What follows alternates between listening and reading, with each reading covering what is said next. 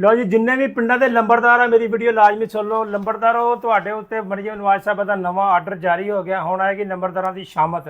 ਸ਼ਾਮਤ ਤੋਂ ਮੁਰਾਦ ਆ ਕਿ ਜਿਸ ਤਰ੍ਹਾਂ ਕਿ ਪਹਿਲੇ ਜ਼ਮਾਨੇ 'ਚ ਸਾਡੇ ਤੋਂ ਜਦੋਂ ਅਸੀਂ ਬਚਪਨ ਸੀਗੇ, ਪਹਿਲਾ ਜ਼ਮਾਨਾ ਜਿਹਨੂੰ ਕਹਿੰਦੇ ਨਾ, ਪੁਰਾਣਾ ਜ਼ਮਾਨਾ, ਉਸ ਵਕਤਾਂ ਦੇ ਦੌਰ ਦੀ ਗੱਲ ਆ ਕਿ ਜਦੋਂ ਨੰਬਰਦਾਰ ਪਿੰਡ ਦਾ ਬਣਦਾ ਸੀ ਨਾ, ਉਹਨੂੰ ਗੌਰਮੈਂਟ ਦੀ ਤਰਫੋਂ ਜ਼ਮੀਨ ਅਲਾਟ ਕੀਤੀ ਜਾਂਦੀ ਸੀ।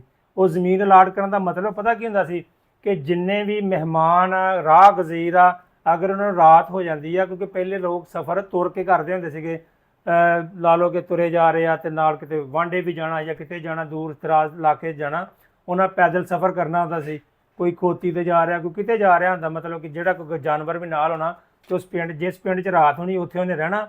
ਉਸ ਪਿੰਡ ਦੇ ਨੰਬਰਦਾਰ ਨੂੰ ਜਾ ਕੇ ਮਿਲਣਾ, ਉਹਨੇ ਫਿਰ ਉਹਨੂੰ ਖਾਣਾ ਵੀ ਦੇਣਾ, ਉਹਦੇ ਨਾਲ ਅਗਰ ਕੋਈ ਜਾਨਵਰ ਆ ਉਹਨੂੰ ਚਾਰਾ ਵੀ ਦੇਣਾ, ਅਗਰ ਨਾਲ ਕੋਈ ਮਹਿਮਾਨ ਆ ਸਾਰਿਆਂ ਨੂੰ ਖਾਣਾ ਦੇਣ ਦਾ ਉਹ ਪਾਬੰਦ ਹੁੰਦਾ ਸੀ।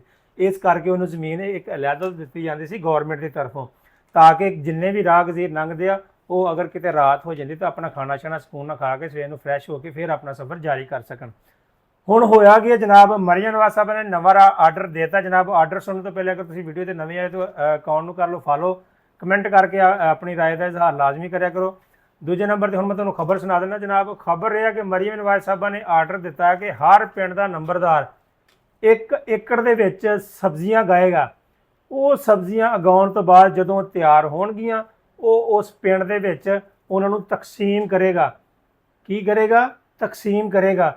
ਮਤਲਬ ਕਿ ਹੁਣ ਆਰਡਰ ਪੱਕਾ ਜਾਰੀ ਹੋ ਗਿਆ ਜਨਾਬ ਮਰੀਮ ਨਵਾਜ਼ ਸਾਹਿਬਾਂ ਦੀ ਤਰਫੋਂ ਕਿ ਹਰ ਲੰਬੜਦਾਰ ਦੀ ਇਹ ਜ਼ਿੰਮੇਵਾਰੀ ਆ, ਉਹਨੂੰ ਪਾਬੰਦ ਕੀਤਾ ਜਾਏਗਾ ਕਿ ਉਹ 1 ਏਕੜ ਦੇ ਵਿੱਚ ਸਬਜ਼ੀਆਂ ਗਾਏ ਅਤੇ ਉਹ ਪਿੰਡ ਦੇ ਵਿੱਚ ਉਹਨਾਂ ਨੂੰ ਤਕਸੀਮ ਕਰੇ। ਤਕਸੀਮ ਕਰਨ ਦਾ ਮਤਲਬ ਹੈ ਕਿ ਪਿੰਡ ਵਾਲਿਆਂ ਨੂੰ ਜਿਹੜੇ ਵੀ ਮੁਸਤਹਿਕ ਆ ਜਾਂ ਕੋਈ ਵੀ ਆ, ਉਹਨਾਂ ਨੂੰ ਸਬਜ਼ੀਆਂ ਮੁਹੱਈਆ ਕੀਤੀਆਂ ਜਾਣਗੀਆਂ। ਲੇਕਿਨ ਹੋਣਾ ਇੱਥੇ ਕੀ ਆ, ਅਗਰ ਲੰਬੜਦਾਰਾਂ ਨੇ ਗੱਲ ਮੰਨ ਲਈ, ਅਗਰ ਉਹਨਾਂ ਨੇ ਮੰਨ ਲਈ, ਜ਼ਮੀਨ 'ਚ ਲਾਤੀਆਂ, ਅਤੇ ਫਿਰ ਵੀ ਉੱਥੇ ਕੀ ਉਹਨੂੰ ਕਹਿੰਦੇ ਨੇ ਕਿ ਅੰਨਾ ਵੰਡੇ ਸ਼ੀਰੀਆਂ ਮੁੜ ਮੁੜ ਆਪਣਿਆਂ ਨੂੰ, ਉਦੋਂ ਵੀ ਫਿਰ ਇਹ ਕੰਮ ਸਟਾਰਟ ਹੋ ਜਾਣਾ।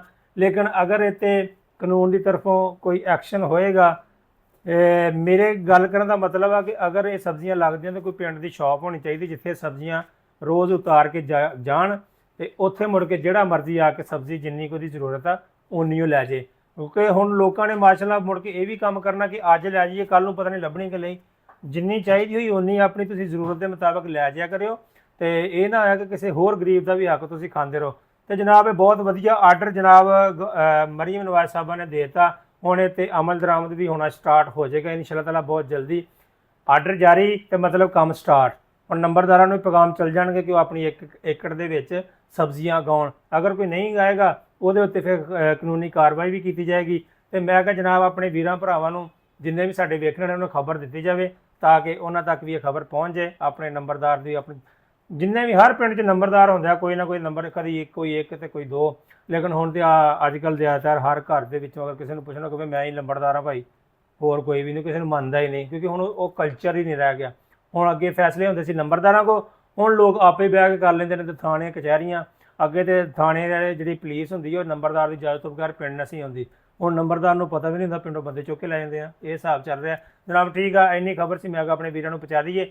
ਬਾਕੀ ਆਪਣਾ ਕਮੈਂਟ ਦੇ ਵਿੱਚ ਆਪਣੀ ਰਾਏ ਦਾ ਇਜ਼ਹਾਰ ਲਾਜ਼ਮੀ ਕਰਿਆ ਕਰੋ। ਅਕਾਊਂਟ ਨੂੰ ਫਾਲੋ ਕਰ ਲਓ ਤਾਂ ਕਿ ਤੁਹਾਨੂੰ ਇੱਦਾਂ ਦੀਆਂ ਨਵੀਆਂ ਅਪਡੇਟਾਂ ਮਿਲਦੀਆਂ ਰਹਿਣ। ਲਵ ਯੂ ਹੋ ਗਿਆ। ਮਿਲਾਂਗੇ ਆਪਾਂ ਅਗਲੀ ਵੀਡੀਓ ਦੇ ਵਿੱਚ। ਅੱਲਾ ਹਾਫਿਜ਼।